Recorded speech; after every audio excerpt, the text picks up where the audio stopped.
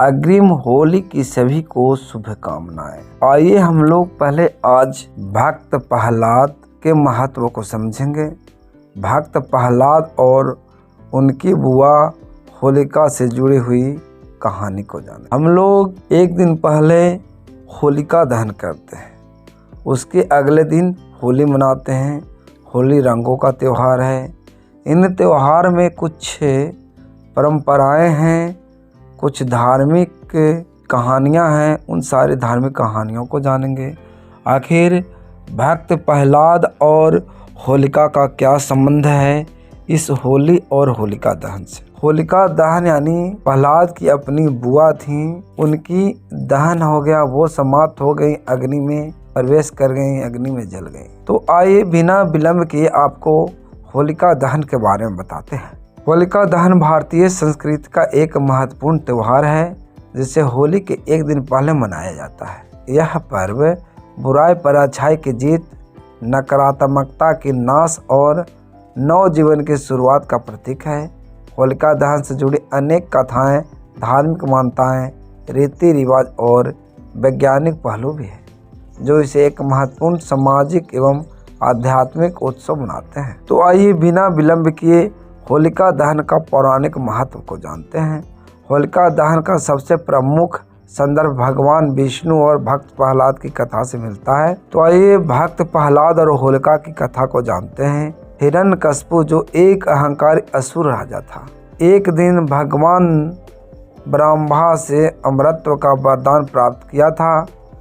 उसने अपनी प्रजा को स्वयं को भगवान मानने के लिए बाध्य किया, लेकिन उसका पुत्र प्रहलाद भगवान विष्णु का परम भक्त था। हिरण्यकश्यप ने अपने पुत्र को विष्णु की भक्ति से रोकने के लिए अनेक प्रयास किए, लेकिन असफल रहा। अंततः उसने अपनी बहन होलिका से सहायता मांगी। होलिका को यह वरदान प्राप्त था कि वह अग्नि में जल नहीं सकती।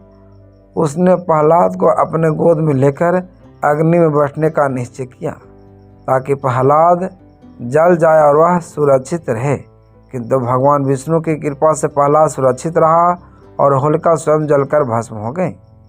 इसी घटना के स्मृति में होलिका दहन मनाया जाता है। सत्य और भक्ति की हमेशा जीत होती है, जबकि अहंकार और धर्म का अंत निश्चित है। आइए होलिका दहन के ऐतिहासिक एवं सांस्कृतिक पृष्ठभूमि को भी जानते हैं। वैदिक काल में होलिका दहन, प्राचीन ग्रंथों में भी होलिका दहन का उल्लेख मिलता है। इसे 9 संवत्सर की पूर्व संध्या पर मनाया जाता है, जो बसंत ऋतु का स्वागत करने का प्रतीक था।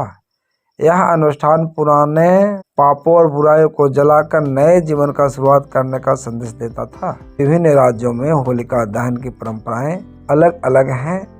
आइए कुछ राज्यों की जानकारी भी प्राप्त करते हैं। भारत में विभिन्न राज्यों में होलिका दहन को अलग अलग तरीकों से मनाया जाता है। उत्तर प्रदेश और उत्तर भारत में यहाँ होलिका दहन को बड़े हर्षोल्लास से मनाया जाता है। लोग होली के गीत गाते हैं और अग्नि में नारियल, गेहूं और बालिया और अन्य सामग्री अर्पित करते हैं। मध्य प्रदेश और राजस्थान में इन राज्यों में होलिका दहन के दौरान लोक नृत्य और भजन कीर्तन होते हैं। बिहार और झारखंड यहाँ समग्रा नामक अनुष्ठान किया जाता है, जिसमें लोग अग्नि में गन्ने और गेहूं को बालियां डालते हैं। पश्चिम बंगाल और उड़ीसा में यहाँ होलिका दहन को डोल पूर्णिमा के रूप से मनाया जाता है और राधा कृष्ण की मूर्तियों को झूले में सजाया जाता है। तो आइए महाराष्ट्र और गुजरात के बारे में भी जान ही लेते हैं। यहाँ सिमंगा के रूप में यह पर्व मनाया जाता है। विशेष प्रकार की व्यंजन बनाए जाते हैं। तो बिना विलंब किए होलिका दहन की विधि को भी जान लेते हैं। आइए होलिका दहन के विधि और पूजन को जानते हैं। होलिका दहन की तैयारी के लिए क्या करना चाहिए। होलिका दहन की तैयारी कई दिन पहले से शुरू हो जाती हैं। गांव और शहरों में लकड़ियां, सूखी टहनियां और गोबर के उबले इकट्ठे किए जाते हैं। पूजन सामग्री में आप इसमें रख सकते हैं गोबर से बनी होलिका और प्रहलाद की मूर्ति, सूखी लकड़ियां और उबले, नारियल और गेहूं की बालियां, हल्दी, रोली, चावल, गुड़, फूल, मालाएं, कच्चा सूत, जिसे मौली कहते हैं। होलिका की पूजन की विधि है, उसे जानते हैं। भूमि शुद्धि जिस स्थान पर होलिका दहन करना होता है वहाँ भूमि को साफ किया जाता है, मूर्तियों को स्थापित किया जाता है। गोबर से बने होलिका और प्रहलाद की मूर्तियाँ स्थापित की जाती हैं। पूजा अर्चना हल्दी, रोड़ी, चावल और फूलों से पूजन किया जाता है। कच्चे सूत से होलिका के 7 बार परिक्रमा की जाती है। शुभ मुहूर्त में होलिका को अग्नि दी जाती है और सभी लोग उसमें नारियल, गेहूं की बालियां और अन्य सामग्री डालते हैं। आइए होलिका दहन के कुछ वैज्ञानिक दृष्टिकोण है उसे भी समझ लेते हैं। पर्यावरणीय महत्व भी है, हवा शुद्ध होती है। होलिका दहन से वातावरण में निहित हानिकारक जीवाणु और विषाणु नष्ट होते हैं।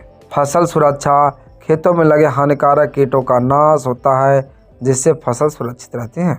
स्वास्थ्य का भी लाभ होता है। अग्नि के चारों ओर घूमने से शरीर का तापमान संतुलित होता है। गेहूं की बालियां और नारियल जलाने से वातावरण में सकारात्मकता ऊर्जा उत्पन्न होती है। आध्यात्मिक और सामाजिक महत्व, बुराई पर अच्छाई की जीत है ये। होलिका दहन यह सिखाता है कि चाहे बुराई कितनी भी शक्तिशाली क्यों न हो, अंततः सत्य और धर्म की ही जीत होती है। इस त्योहार से समाज में एकता और प्रेम होता है। होलिका दहन के समय सभी जाति और वर्ग के लोग एकत्र होकर पूजा करते हैं जिससे समाज में भाईचारा बढ़ता है, नकारात्मकता का नाश होता है। होलिका दहन का संदेश यह भी है कि हमें अपने भीतर के नकारात्मकता, ईर्ष्या, अहंकार और बुराई ऐसी आदतों को जलाकर समाप्त करना चाहिए। सभी का अगर निष्कर्ष में बताऊं तो होलिका दहन केवल एक धार्मिक परंपरा नहीं है, बल्कि यह ऐसा पर्व है जो सामाजिक, वैज्ञानिक, आध्यात्मिक और पर्यावरणीय दृष्टि से अत्यंत महत्वपूर्ण है। यह हमें सिखाता है कि बुराई पर अच्छाई की हमेशा जीत होती है और हमें अपने जीवन में सत्य, भक्ति और सदाचार के मार्ग पर चलना चाहिए। इस त्योहार के माध्यम से हम अपने मन में संकल्प ले सकते हैं कि नकारात्मकता को छोड़कर सकारात्मकता ऊर्जा को अपनाएंगे और समाज में प्रेम और सद्भावनाओं को बढ़ावा देंगे। भक्तों, मैंने आपको आज होलिका दहन की सारी जानकारी दी। कैसा लगा हमारा वीडियो कमेंट करके अवश्य बताएं और अगर आप हमारे चैनल पर नए हैं तो चैनल को सब्सक्राइब कर लें, बेल आइकन को दबा दें। फिर मिलेंगे नई जानकारी के साथ, तब तक लेते हैं आपसे विदा। जय हिंद दोस्तों, जय माता की भक्तों।